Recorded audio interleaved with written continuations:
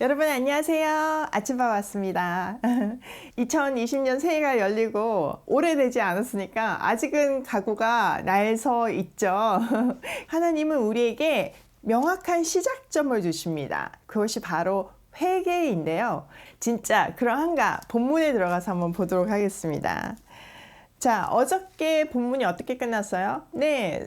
이스라엘 백성들이 하나님은 우리한테 관심도 없고 하나님은 우리에게서 멀리하고 언약도 잊어버리신 것 같고 그랬더니 그런 거 아니다. 니네가 바른 금식, 바른 예배를 드릴 때 우리 관계가 회복될 것이다. 그런 사람들에게는 물된 동산같이 충만하고 평안하고 아름다운 인생이 열릴 것이다. 이랬잖아요. 네, 오늘도 그 선상에서 계속 되는 건 거예요. 이 백성들의 토라즘, 하나님 진짜 쫑알쫑알쫑알 이러는 그들에게 다시 한번 얘기하십니다. 자, 1절 볼게요. 여호와의 손이 짧아 구원하지 못하심도 아니요 귀가 둔하여 듣지 못하심도 아니니라. 네, 손이라는 건 능력을 얘기하는 거잖아요. 하나님의 능력이 짧아서 구원을 못하는 것도 아니고 귀가 듣지 못하는 것도 아니라는 건 거예요. 그러니까 백성들이 하나님이면 보지도 못하고 구해주시지도 않고 듣지도 않으신다 이렇게 얘기하니까 거기에 대해서 반박하시는 거죠. 지금 이렇게 서로 입장이 다르잖아요. 이렇게 거리가 멀어진 데에는 죄악이라는 장애물이 있기 때문이라고 말씀하십니다. 2절 볼게요. 오직 너의 죄악이 너희와 너희 하나님 사이를 갈라놓았고 너희 죄가 그의 얼굴을 가리어서 너희에게서 듣지 않으시게 함이니라. 네, 죄악이 하나님과 우리 사이를 갈라놓은 건 거예요. 그러니까 하나님의 능력이 들어올 수가 없는 거죠. 우리를 통과해야 되는 건데 우리는 통로잖아요. 근데 들어올 수 없게 갈라져 있다는 거예요. 우리 죄가 하나님의 얼굴을 가리었고 듣지 않게 함이라는 겁니다. 왜 그들의 사이가 이렇게 벌어졌나? 그 이유가 3절부터 있어요. 3절. 이는 너희 손이 피해 너희 손가락이 죄악에 들어워졌으며 너희 입술은 거짓을 말하며 너희 혀는 악독을 내밀어. 네, 손가락, 혀, 입술 막 이렇게 나와 있죠. 우리가 제일 많이 하는 거가 손 움직이는 거하고 입으로 말하는 걸 거예요. 그렇죠? 그래서 우리가 하는 모든 행위가 죄악에 들어워져 있고 그리고 하는 말, 우리의 생각이 그냥 악독함을 나타내는 것밖에 없으니까 거리가 생길 수밖에 없다는 거예요. 하나님은 선하시고 완전하신 분인데 우리는 죄 가운데서 벗어나지 않으려고 하니까 소통이 안 되는 거죠. 자, 4절. 공의대로 소송하는 자도 없고 진실하게 판결하는 자도 없으며 허망한 것을 의뢰하며 거짓을 말하며 악행을 잉태하여 죄악을 낳으며.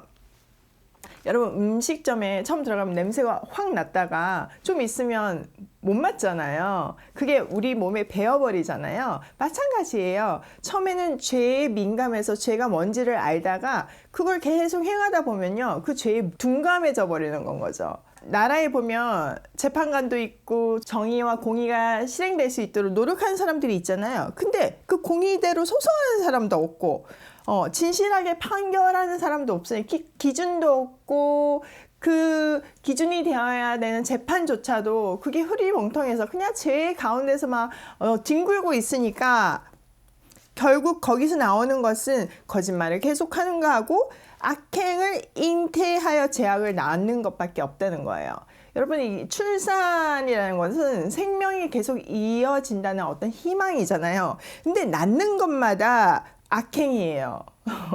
그런데 그 임신하는 것마다 악행을 임신하니까 나오는 것이 죄악밖에 나올 게 없는 건 거예요. 이런 죄악이 계속 나오는 세상은 망할 수밖에 없죠. 소망이 없죠. 그런 상태라는 거예요. 자, 5절. 독사의 알을 품으며 거미줄을 짜나니 그 알을 먹는 자는 죽을 것이요 그 알이 밟힌즉 터져서 독사가 나올 것이니라. 네, 독사, 거미줄 도움이 안 되잖아요. 자, 독사가 많아지면 다 죽겠죠. 거미줄은 벌레들이 걸려서 잡아먹는 어떤 그런 이미지가 있잖아요. 죄가 통치하는 사회는 이렇게 된다는 겁니다. 그리고 6절에도 보세요. 그 짠 것으로는 옷을 이룰 수 없을 것이요 그 행위로는 자기를 가릴 수 없을 것이며 그 행위는 죄악의 행위라. 그 손에는 포악한 행동이 있으며. 네, 거미줄로 옷을 짜서 입는다 한들 아무것도 옷도 가릴 수가 없는 거예요. 그건 옷이 아닌 건 거예요. 악한 걸로는 어떤 것을 가리려고 해도 가릴 수가 없다는 거예요. 우리말 속담에 좀도둑이 소도둑 된다 이런 얘기 있잖아요. 그러니까 처음에는 좀도둑 그냥 조그만 거 이렇게 훔치다가 점점점 둔감해지니까 소도둑이 되는 거거든요. 그런 상황이 됐다는 겁니다. 7절 그 발은 행악하기에 빠르고 무죄한 피를 흘리기에 신속하며 그 생각은 악한 생각이라 항폐와 파멸이 그 길에 있으며 악행을 하는데 빠르고 무지한 피를 흘리는데 너무 다들 빨리 움직이니까 그 사이에는 황폐와 파멸밖에 있을 수 없다는 거예요. 8절 그들은 평강의 길을 알지 못하며 그들이 행하는 곳에는 정의가 없으며 굽은 길을 스스로 만드나니 무릇 이 길을 밟는 자는 평강을 알지 못하느니라. 그들은 이제 죄에 젖어가지고 평강이 뭔지를 알지 못해요. 정의가 무엇인지를 알지 못하고 그들은 정의를 행할 수도 없고 계속 구부러진 길을 만들으니까 그 길을 밟는 사람들이 평강이 있을 수가 없다. 지금 하나님한테서 멀어진 사회상이 이렇게 다 망가져 있다. 죄로 물들여져 있다. 이 얘기죠. 9절부터 이제 소망이 생깁니다. 그들 중에서 회개하는 사람들이 있기 때문이에요. 9절 보세요. 그러므로 정의가 우리에게서 멀고 공의가 우리에게서 미치지 못한즉 우리가 빛을 바라나 어둠뿐이요 밝은 것을 바라나 캄캄한 가운데에 행함으로. 여러분 보통 사람들은요 자기를 잘 몰라요. 자기가 뭘 잘못하는지 모르는 경우가 되게 많아요. 비즈니스도 마찬가지거든요. 그러니까 자기 상태를 정확하게 아는 것에서부터 발전이 있는데 그 상태를 모르는데 지금 소망이 있는 것은 그런 남은 자들이 그것을 깨닫는 남은 자들이 있다는 거예요. 정의가 자기들한테서 멀고 그러니까 공의가 미치지 못하고 지금 여기 캄캄한 어둠밖에 없다 이렇게 고백하는 사람들이 있는 거죠. 10절 우리가 맹인같이 담을 더듬으며 눈없는 자같이 두루 더듬으며 낮에도 항온대와 같이 넘어지니 우리는 강장한 자 중에서도 죽은 자 같으니라. 맹인들은 낮이나 밤이나 다 깜깜하잖아요. 앞이 안 보이잖아요. 아무리 걸어가도 튼튼한 다리를 가지고 튼튼한 신체를 갖고 있어도 그냥 더듬을 수밖에 없는 거예요. 그냥 어둠 가운데 헤매일 수밖에 없는 거예요. 그러니까 그들은 다 죽은 자 같이 되었다는 건 거죠. 11절 우리가 곰같이 부르짖으며 비둘기같이 슬피 울며 정의를 바라나 없고 구원을 바라나 우리에게서 멀도다. 그런 상태가 너무 슬퍼서 곰처럼 부르짖고 비둘기처럼 울어보지만 정의는 없고 구원은 너무 멀게 느껴진다는 건 거죠. 12절 이는 우리의 허물이 주의 앞에 심히 많으며 우리의 죄가 우리를 쳐서 증언하오니 이는 우리의 허물이 우리와 함께 있음이니라. 우리의 죄악을 우리가 아나이다. 분명한 이유도 알고 그 죄를 고백하고 있습니다. 우리의 허물이 하나님 앞에서 너무 많다는 거죠. 그래서 우리가 우리의 죄를 쳐서 지금 고백하고 증언한다는 겁니다. 그리고 우리가 지금 허물과 죄악 가운데 있는 이 상태를 안다는 건 거죠.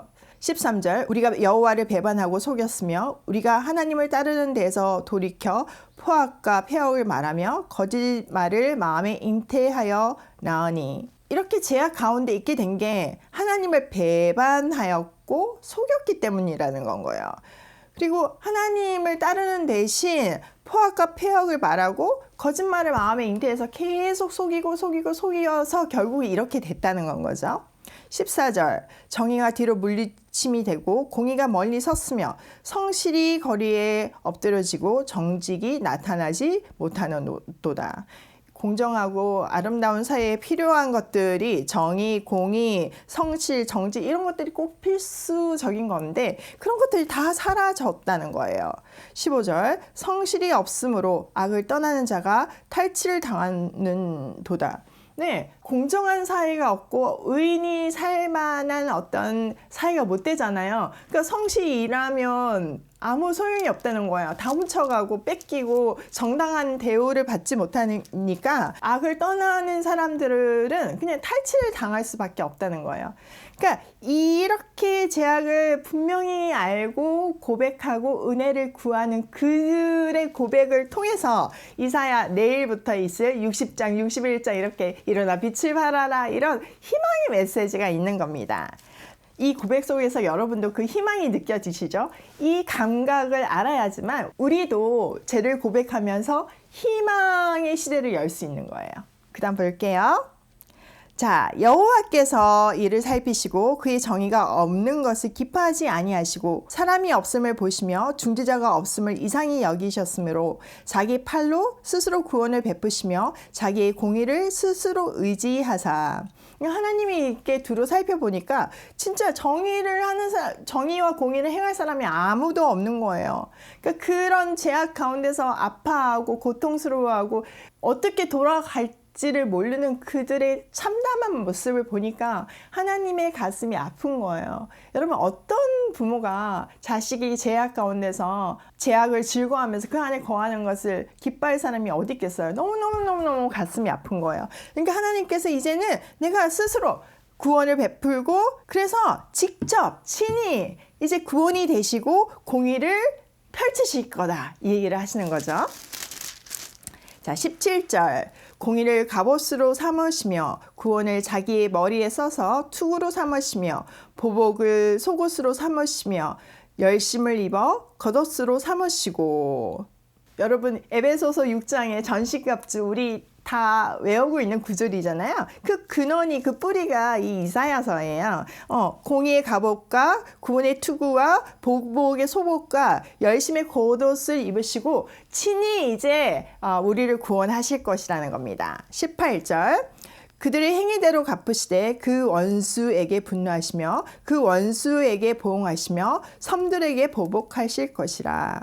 서쪽에서 여호와의 이름을 두려워하겠고 해 돋는 쪽에서 그의 영광을 두려워할 것은 여호와께서 그 기운에 몰려 급히 흐르는 강물같이 오실 것임이로다. 네, 하나님께서 드디어 그들의 행위대로 갚으시고 그들의 대적을 친히 물리치실 거라는 거예요. 그 속도가 흐르는 강물같이 어떤 것도 방해하지 못하고 급속히 오실 거라는 거죠. 20절. 여호와의 말씀이니라. 구속자가 시온에 임하며 야곱의 자손 가운데서 죄가를 떠나는 자에게 임하리라. 예, 이 모든 구원은 조건이 있어요. 누구한테만 임한다고요? 죄가를 떠나는 사람한테만 임한다는 건 거예요. 야곱의 자손 모두에게 임하는 것이 아니라 야곱의 자손 가운데서 죄가를 떠나는 사람에게만 임한다는 건 거죠. 남은 자, 하나님의 말씀을 듣고 돌이키는 그 남은 자를 통해서 하나님은 하나님 나라를 이루시고 그들을 구원하시고 하나님의 나라를 이어가신다는 건 거예요. 언제까지? 21절에 그 답이 있습니다. 여호와께서 이르시되 내가 그들과 세운 나의 언약이 이러하니 곧 내 위에 있는 나의 영광과 내 입에 둔 나의 말이 이제부터 영원하도록 내 입에서와 내 후손의 입에서와 내 후손의 후손의 입에서 떠나지 아니하리라 하시니라. 여호와의 말씀이니라. 아멘이죠. 하나님이 이제 그 남은 자들과 언약을 맺으시는데 그 언약의 내용이 뭐냐면은 그들 위에 하나님의 영이 있고 그들의 입에 하나님의 말이 있어서 지금부터 영원까지 지켜주실 것이라는 거죠. 그런데 이 언약이 너무나 위대한 것은 그 세대에만 있는 것이 아니라 그 사람의 자손, 그 사람이 낳은 자손의 자손의 자손의 자손까지 계속 이어질 거라는 건 거죠. 그 사람이 복의 근원이 될 거라는 건 거죠. 결국 이 언약의 성취로 인해서 복음이 우리한테까지 왔잖아요. 그쵸? 이제 우리가 이 복음을 들고 있는 복의 근원들이잖아요. 그래서 이 복이 우리로부터 우리의 대를 이어서 계속 넘어가게끔 해야 되는 건 거예요. 여러분 이 위대한 시작이 뭐라고요? 네, 회개입니다. 저는 연말부터 지금까지 아니 거의 1년 내내 그 일을 하는 것 같아요. 계속 회사의 상태를 분석하고 과거의 데이터를 가지고 현재 상태를 분석하고 미래를 계획하는 거거든요. 사실 그렇게 해야지만 회사가 존속할 수 있는 거거든요.